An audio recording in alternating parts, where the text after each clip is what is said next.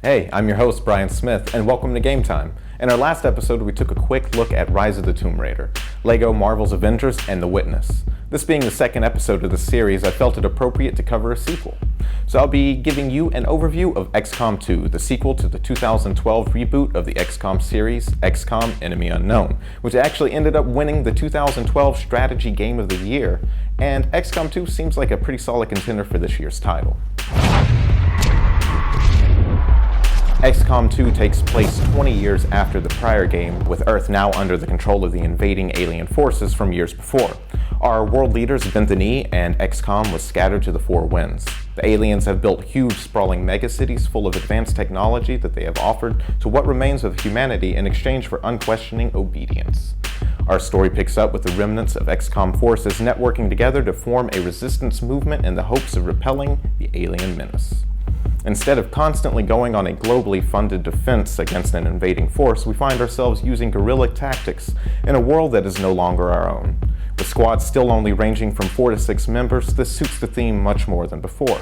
Concealment is a mechanic that has been introduced and allows you to set up ambushes or move stealthily through an area. It's a refreshing addition to the series and makes tactical options involving stealth a possibility from the very beginning of the game.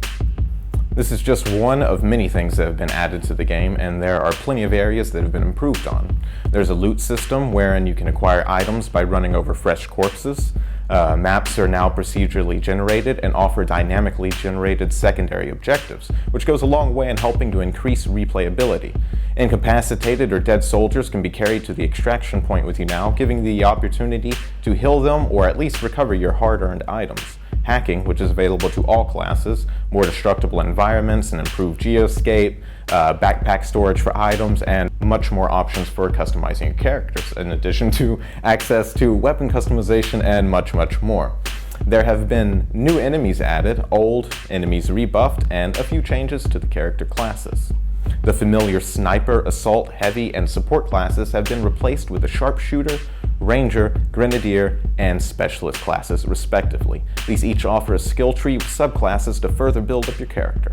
For instance, choosing to more heavily specialize on pistols rather than snipers in the sharpshooter class.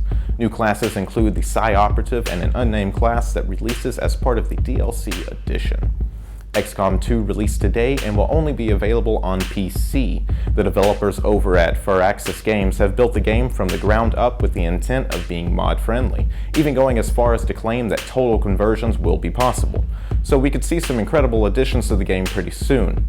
There have been a few complaints, however, about day one performance being below par, with huge dips in frame rates for quite a few users. There's also still the issue of cameras getting caught in odd places, blocking the line of sight. Hopefully it's nothing that won't be patched in a few days. That'll do it for this episode. Join me again next week for a look at the upcoming PS4 title Firewatch. What are some games releasing this month that you're looking forward to? Feel free to mention them in the comments as well as your opinions on Xcom 2. Game time's over. Have a great weekend.